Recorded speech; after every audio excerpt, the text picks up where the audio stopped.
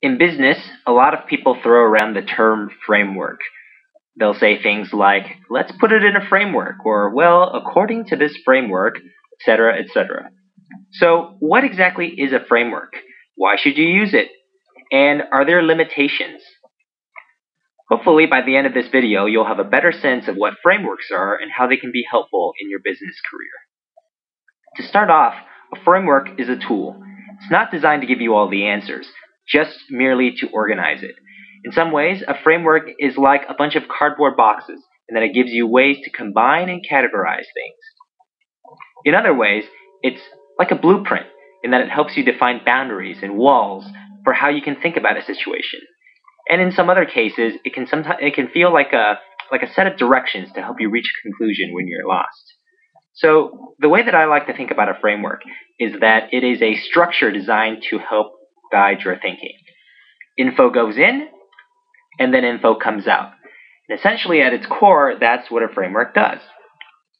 Now, another way that you can look at a framework is that in life you have a lot of chaos. You have a lot of data, you have a lot of information from all over the place, and you stick it inside the framework. And once you've used the framework to analyze that chaotic data, you make order out of it. Another way that frameworks can be very helpful is if you have a lot of ambiguity, just a lot of different tasks or a lot of scattered data, and you're not really sure what to do with it. What a framework does is gives you direction. It shows you how to navigate all that data and how to come to the right conclusions. So that's exactly what a framework is. You take a bunch of random facts or data, identify trends, and you tell a story. But as I mentioned before, a framework is not an absolute, because the same data can lead to different insights or conclusions depending on the framework that you use. Data is neutral, and what that means is you shouldn't become a slave to the framework and think that the conclusions you're drawing from the framework you use is the only correct interpretation. You're going to get different insights or conclusions depending on which framework you use. So just use the framework as a tool for organizing your thoughts. So here we have a lot of different circles. And this is supposed to represent chaos. Or rather, every single one of these circles indicates or represents some kind of data. It's all very abstract, but you can imagine that it could be user data, it could be trend data, it could be anything, really. Now, what we're going to do is we're going to take these circles and put them through a framework, a color framework. What ends up happening is you end up sorting on this data using colors as your framework, and you draw some conclusions. The conclusions are, hey, we have 9 reds, 6 greens, and 3 oranges. Actually kind of limited, although you can get some insights from this. Now, what if we used a completely different framework to look at this exact same data? Let's say we used a size framework. What we end up getting is completely different conclusions using that same data. Conclusion here is 6 large, 6 medium, 6 small. This is very abstract, but I guess the takeaway that I want you to have is that data is neutral, and depending on the types of framework that you use, you get very different conclusions, but nevertheless, the frameworks are good in that they at least help you sort the data in interesting ways so that you can draw interesting conclusions. The second point is that a framework is kind of like a template. You can imagine if you've never used PowerPoint before, and someone told you, hey, why don't you go ahead and make a PowerPoint deck for me? You'd have no idea where to start. You don't know what anything is. But thankfully, PowerPoint comes with templates, and a template essentially has a lot of placeholders so that you know, hey, I need a cover page, I need a table of contents, I need an area where I can put in a graph, I need an area where there's a title.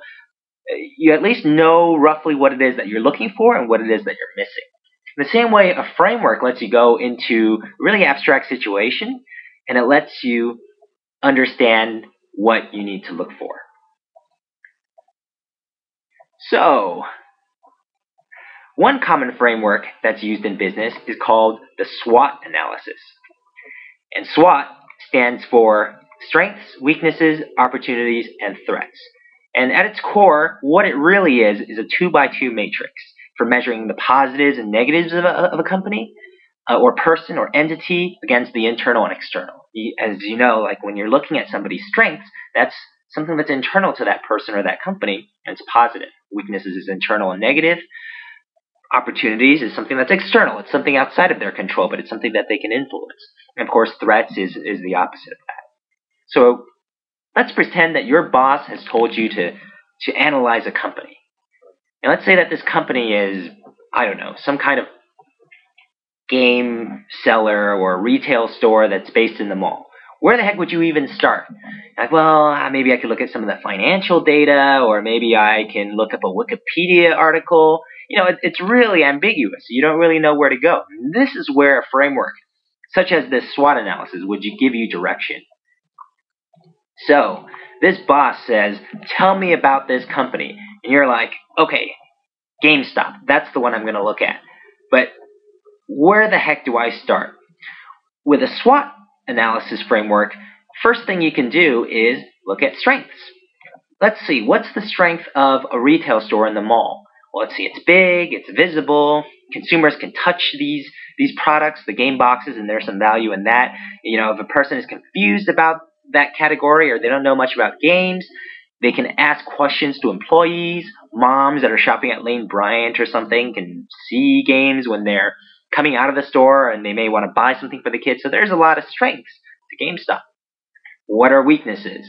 Well, with weaknesses, of course, it's very expensive to maintain physical locations and have to pay all those in-store workers. There's kind of a limited supply or inventory of games. It's easy to run out.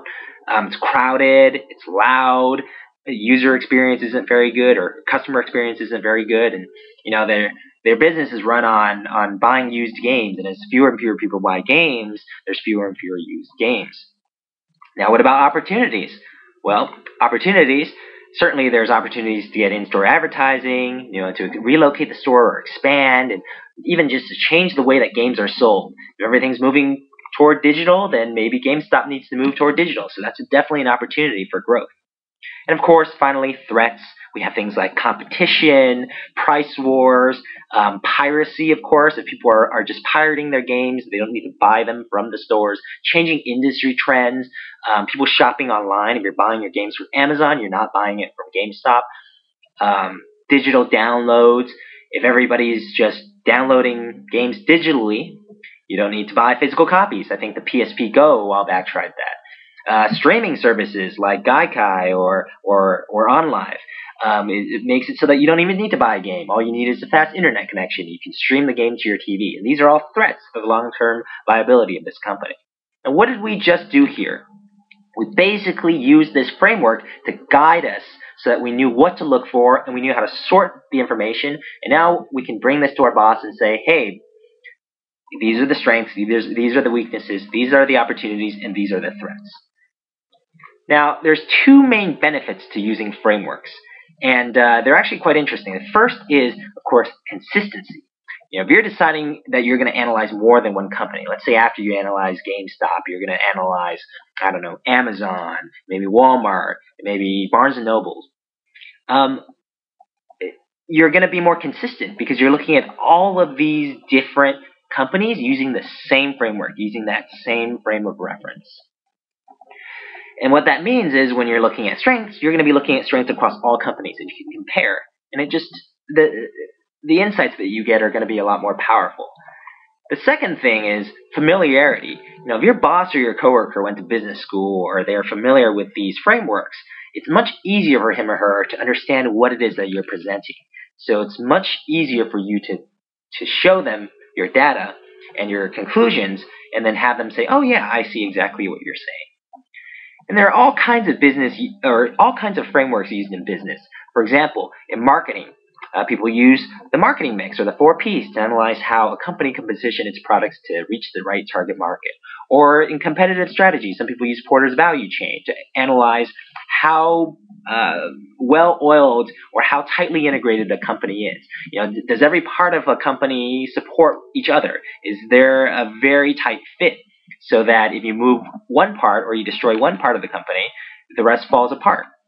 There's something called five forces, where you're looking at the competitive landscape. You're saying, hey, I have a company, or I'm a person, and there's people who are going to enter this market and compete against me, and there's going to be suppliers that are pushing me to do certain things, and people who are buying are going to have a lot of power. It's a way to look at how well off your company is in the competitive landscape.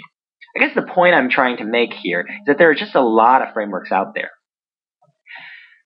Everybody uses a couple main frameworks, and then there's probably hundreds of smaller frameworks used for specific cases. And if you work for a consulting firm, they have all kinds of frameworks of their own that they use.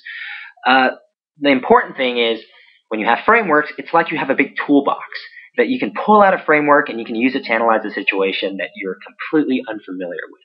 However, frameworks can also be limiting, in that sometimes frameworks just don't work well with data, or a certain type of data may not fit neatly into a framework. And if you're trying to force things into a framework, that can cause you to draw the wrong conclusions. So I've talked a lot about how great frameworks are, but they're not a perfect solution. So it's good that you always use your common sense and use frameworks to analyze a situation, or use it to give yourself direction, but be flexible and not tie yourself to those conclusions absolutely. So this is just a very basic and high-level summary of frameworks. I hope it has been helpful in your understanding of what a framework fundamentally does, and if you have any questions or suggestions, feel free to sound off in the comments below. Thanks!